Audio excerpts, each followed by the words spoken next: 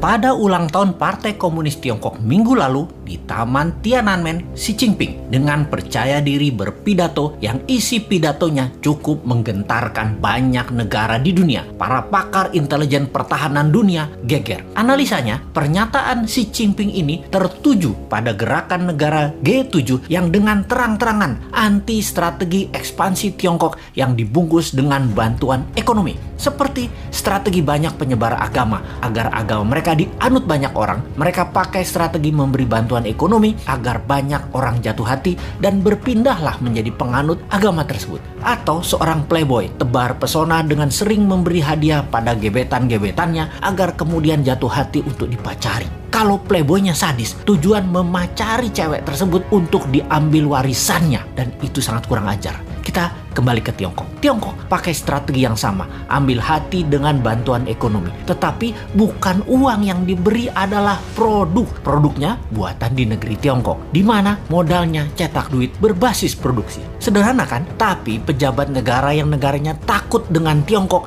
dipasang doktrin bahwa kalau cetak uang itu akan inflasi negaramu. Wis, sakarepmu bos. Ingat, jabatan ada batasnya, ilmu juga ada batasnya.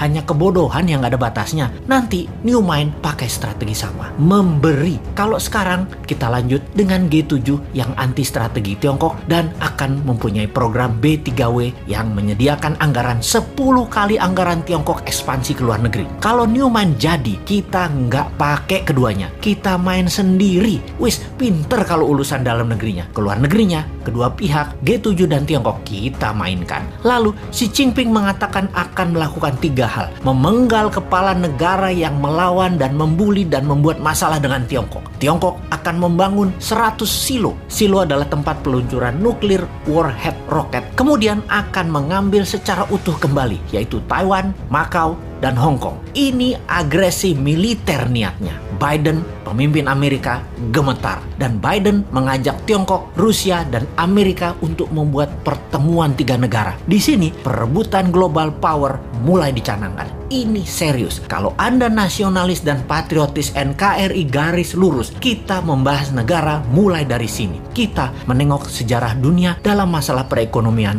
dunia. Tiongkok sejak 3000 tahun yang lalu adalah wilayah perdagangan dan produsen terbesar di dunia. Di zaman Bizantium, Konstantinopel, ada Alexandria misalnya. Banyak lagi wilayah yang sudah lengkap bentuk negaranya dan makmur. Semuanya berdagang dengan Tiongkok. Baru dalam 200 tahunan ini, Tiongkok kalah dagang dengan dunia barat karena kemajuan teknologi yang pesat di Eropa dan Amerika. Hingga Amerika kemudian membangun Korea Selatan dan Jepang untuk menguasai pasar Asia Timur. Namun, strategi Deng Xiaoping di tahun 1979 hanya dalam 40 tahunan, Tiongkok kembali menjadi yang terbesar perdagangannya. Salah satunya memang bangsanya terbiasa berproduksi, terbiasa dagang, dan kuat lapar bangsanya. Secara bawah sadar, bangsa Han itu adalah bangsa pedagang, pandai memberi di awal, pandai merendah, pandai dagang tanpa untung, yang penting pembeli untung dulu, pandai putar uang, dan jago dalam kesehatan alami biomedisin tradisional ala timur. Secara ekonomi dan kesehatan memang di nomor 1